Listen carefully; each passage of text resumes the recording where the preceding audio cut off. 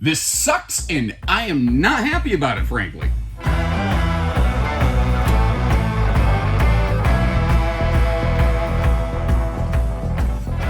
Hey everybody, welcome to Bish's RV. My name is Josh the RV Nerd, and the Kalispell sun this morning is hanging low in the sky, so like man for man, I'm being blinded by the light and getting all revved up like a deuce another runner in the night. But never mind all that. Take a look at our floor plan in a flash here. If you're wondering why I'm so miffed about this floor plan, it's because I really like this layout. It gives us, it's barely 29 feet. It's just over 7,500 pounds fully loaded. That's an awesome recipe for half-ton towing. It gives us terrific window coverage. It gives us some awesome travel stop benefits. We've got that private hallway bathroom style. We've got a big, new, improved size bed in that front bedroom. You've got the CPAP side stands and closed belly. You've got a solar package on this. Everything in this is really exciting to me. So why am I upset about it? Well, because it's not available across the country. Salem and Wildwood, which are the same thing, by the way, they're such a big company. They have 3 production regions. Some companies have like an eastern and a western.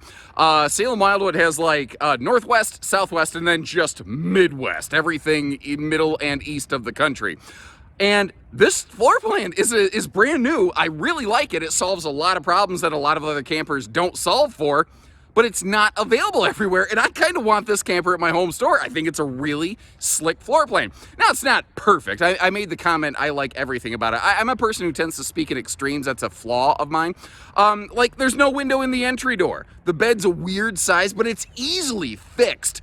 There's a couple little things I'd like to see tweaked up on this, but overall, this is slick as a skateboard trick. And keep in mind, this one's built out of their Northwestern production facility, and different regions of the country camp differently. So there's little fine tunings that are made on this RV based on either local preferences or local supplier availability, where it might vary a little bit from the ones in the Midwest. But again, this floor plan doesn't exist where I'm from, although I think it should. Now, I want to try to be fair here. I'm not going to lie. I have a little bit of that, FOMO kind of problem, fear of missing out. And maybe part of my attraction to this RV is just the fact that normally I can't have it at my home store. Now, as the video nerd, that doesn't really affect me. But, for 12 years before I joined Bish's RV, working for my family store, I hand managed every piece of inventory we had. And I would have liked to have had a floor plan like this. So maybe that's kind of shaping my reference here. Now, it is only 6.5 foot tall, which means headroom in the shower is going to get a little bit tight, but generally walking around's all right. The central air in here, naturally keeping the air, centralized. Now, the slide side windows do open for breeze, but the main big window here does not. I guess at least with, if you open both the slide side windows and this big window overlooking the sofa, you could still get some nice airflow. Now you see that big 12-volt fridge on the back. We've got a 200-watt solar package helping offset the use of that. If you're going to do some long extended boondock camping, you're going to want a decent battery bank, and you may want to add an additional solar panel, something like that. Just depends on how you want to camp. With this one having that rear cargo rack, you also have the opportunity to maybe put like a small little generator on the back of the RV if you want that extra kind of guaranteed assurance. Because I know in some areas like the Pacific Northwest, all the tree coverage and stuff, solar is not the big solution that everybody really wants it to be. It's like when I talk to manufacturers in the Midwest, they're like, oh, solar's going to fix everything. Not for everybody. Solar's cool. I really like it. It does a lot of neat things, but it's not going to solve every problem for everybody, is my 2 cents on it. I don't know. Maybe I'm wrong. Maybe it'll totally work out. I'm not sure. Now, one of the benefits of a stick-built camper that doesn't get a lot of its attention that it deserves is the fact that they have power outlets right down here at the countertop level, because the walls are essentially hollow. You've got wall studs every about 16 inches on center, so you can do things like that. Now, when you say rear kitchen, I do have kind of a personal expectation for a big chunk of counter space. Because it is a shorter RV, they didn't have the opportunity to that big wraparound thing. So this is probably a camper where you might be doing a little bit of your prep work in here. Maybe you've got a coffee maker, an air fryer, a griddle, something over in that corner with that outlet. but it's not going to be like a big time sit in the camper and cook kind of situation on this one. No floor vents in this, and actually no carpet in any walkable space, so that does lead to some pet friendliness, which is kind of cool. We will get all the cabinetry opened up in a little bit, but something I'm curious about. What's back there?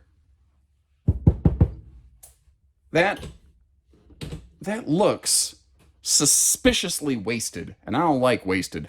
I would rather that just be open and than wasted. Personally, I feel like at least then I could do something with it, but now I've kind of lost that opportunity. Maybe I'm wrong. Maybe there's something back there. I'm not sure. If you're from the factory and you know what's back there, leave us a note and let us know. This is one of my favorite parts of this floor plan, though. 30 foot and under couples models rarely get nice campsite window coverage. And this one, you actually get to look out and enjoy your campsite. Now, especially out here, when you're taking in a piece of the Purple Mountain's majesty, that window becomes really, really nice. But, you know, I come from Michigan, and there's boondockers in Michigan, sure. But most of us, the vast majority of people nationally, are still park camping. A lot of people, that kind of blows their mind to find out, because maybe in your region it's very popular to boondock, but statistically more people are park camping than anything else. And having a window on the campsite of the RV is really nice, so that you get a chance to kind of, enjoy your campsite and not necessarily only look at the neighbors over here, which is how most RVs end up panning out, just due to the way that floor plans work when you start adding slides and kitchens and all kinds of other things. Now, people are going to wonder, what's up with that fireplace? There's a proximity sensor on that, where if it starts to get too warm against the surface of something, it won't work. So let's say you had the slide closed and you didn't realize you left the fireplace on. It won't melt the side of that slide out. And when the slide's open, it's open enough that it can still breathe and everything's going to work just fine. Basically, it's just an electric heater that's going to save you a little bit of propane use. I do like the household and USB outlets that I see over there in that corner. That might be a handy little phone charge station, especially if you're going to use this U-dinette as a guest sleeper, which we'll get to see. Because I really like having my phone by me. First of all, it's my alarm clock. It's my, have you ever gone to work and forgotten your phone and you didn't realize it? And for like the first half of the day, holy crap, you were so productive. You're killing it, Smalls. And then you realize that your phone's gone. I can't even think. I am so rattled. It's such a piece of myself anymore that I don't know what to do without it. But diving a little deeper here, we've got the blackout roller shades. I didn't pull that one all the way down, but you get the idea. You've got a fold down jackknife sleepers over there with a little clutter cutter shoe garage under it, which I kind of like. And the kitchen over here, again, for no bigger than it is, there's some decent storage, big refrigerator, and 12 volt is very traveling friendly because you don't even need solar to run it. You technically shouldn't tow without a battery for breakaway safety. But the fact is, the power coming off the vehicle's pigtail would be enough to run that fridge in transit, and they don't take long to cool down. But if you're boondocking, they do soak more juice. So you need to kind of plan on how you're going to camp and pivot and adjust as necessary. Now, last I knew, they did offer a gas electric two-way swaption fridge in this series, but it was only about a 6 cubic foot. But that might be something you are curious about. You could potentially look into right there. Call one of our team members and we can verify that. Now, I kind of thought for a second, if you remove the wood plank under that rear bench in the U-dinette, you can put the cushion back in place and it looks normal. And for a second I thought, it'd be really funny if you did that thing kind of like when you're at the beach and you dig a hole in the sand and then you put a towel over it. Then I thought, no, because if somebody falls into your dinette with no base there, they're gonna break the front of it open. So then I decided that was probably not a good idea. You notice how they do not fully frame in their windows. Some brands say they do it for airflow. Talking to production managers, I've been advised in very candid terms they do that so that they can mount the door up high or low just a little bit, and it just is going to work that way. I don't know. I think the real answer is probably a little bit of both. Now, there's great space around that toilet. Great space. I was afraid I was going to funny bone myself on that butt-neck controller over there, but thankfully I did not. I was very happy about that. They use a little bit different mirror over here. Actually, that's kind of the classic Salem Wildwood mirror. They don't use those as often in the Midwest where I'm from anymore. Now, it is a radius corner shower, and that's gonna be an issue for some folks. And with this only being 6.5 foot tall, I was all the way up in that skylight.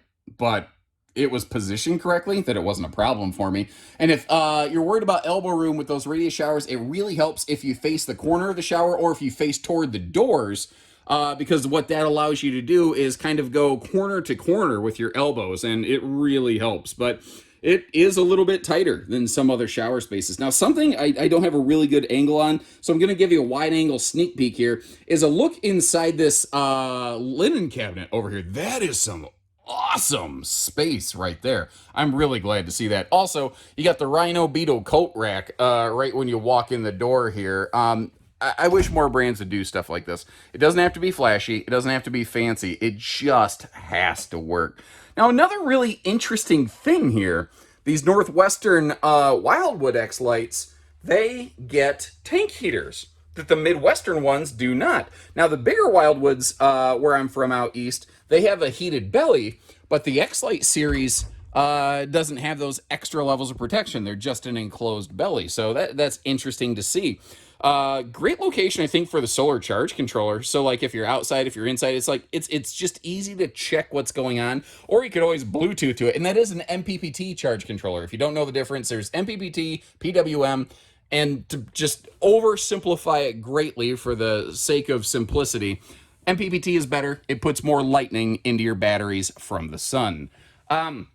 Around the corner here, you've got TV hookups on the wall. Pretty straightforward, pretty standard fare. Again, no heat vents on the floor in the carpet. They have one over there in the corner. And the bedroom overall seems fairly basic. There's a couple interesting, cool details here, though. First of all, this redonkulously sized bed. This is they call it a custom king, but it's a 66-inch wide by 78-inch long, basically Olympic queen. But if you don't care about all that, you could just easily swap it out for a true queen bed and just be done with it. Now, looking down below there, you see how you've got the, like those storage totes, and that actually does pass through into the front, well, pass through. Yeah, technically that's correct. It passes through to the pass-through. That sounds really stupid, but it is accurate. And they're doing a thing I really like here. They call it their CPAP side stands, but they do it a little bit differently here from what I've seen in the Midwest. In the Midwest, they keep your USB plugs like over here, basically. But here they're putting everything in the base inside that cabinet. But obviously, you see you got that little cutaway there. Now, that cutaway can be also really handy if, you're like a little bit claustrophobic. It just helps open the space up a little bit, you know? Now, for travel and road mode access, it's a little bit better than I expected. I'm not going to give it an A+ by any means, but the bedroom, the bathroom, right next to the door, those are readily available. Having a sofa in the main body of the RV and not in the slide means, without question, you could sit down there if you need to make a little travel stop. And when it closes up, the dining table comes up so close, I'm not sure you couldn't use that for a little snacktastic travel stop. To do that, though, you're probably going to want to get to the refrigerator. Now, the pantry's straight shot, buddy. But the sink, chunk of the cabinetry here, that's still available. Question I really had was, what about the refrigerator? And it's not the best news, but it is somewhat accessible.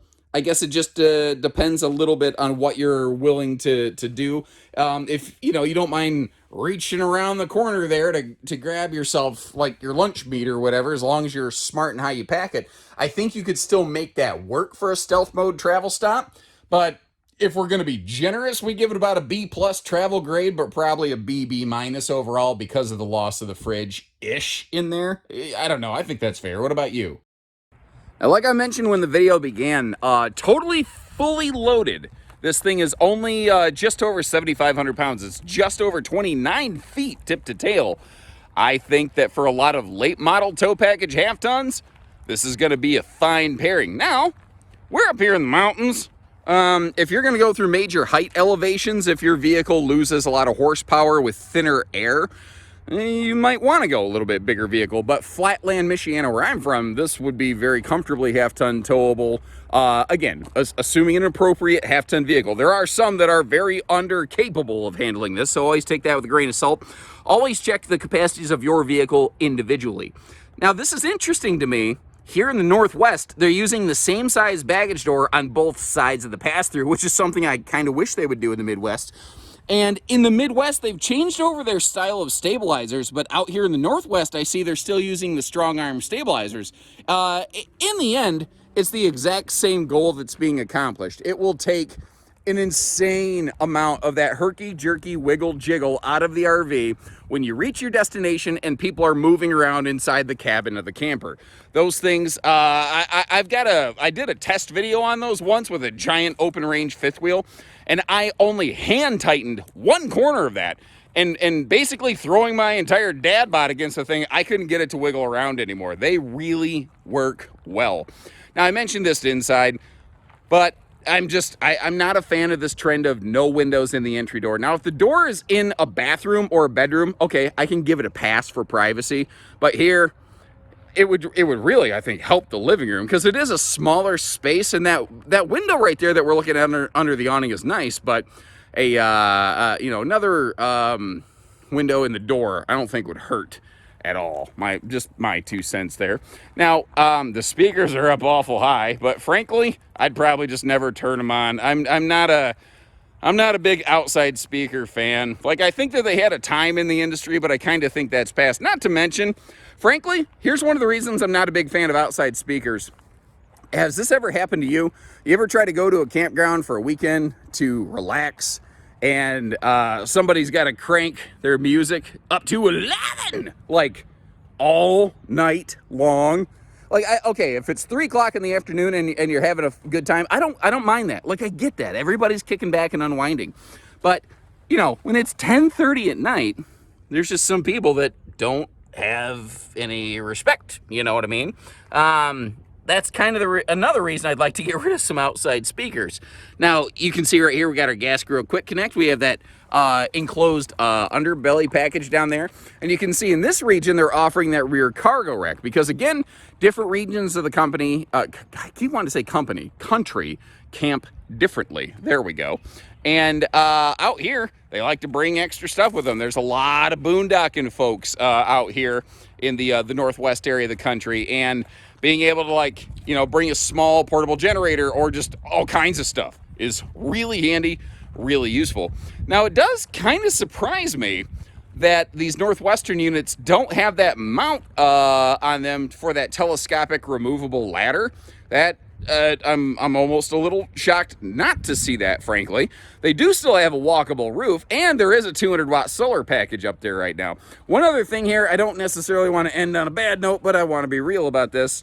You've got a two-headed sewer monster. You have your kitchen gray water outlet back here, and then up in front of the slide, this is where your bathroom black and gray is going to outlet. Now, you do also have a black tank flush and full hot-cold outside utility shower, so those are nice features. Something else that's also interesting to me, the Midwestern units I'm used to, on the slides will have these little slide awning prep brackets. These do not include that, but the thing is, that doesn't mean you can't install slide awnings. People have been installing slide awnings in RVs since way before they were quote-unquote prepped. It's like camera prep.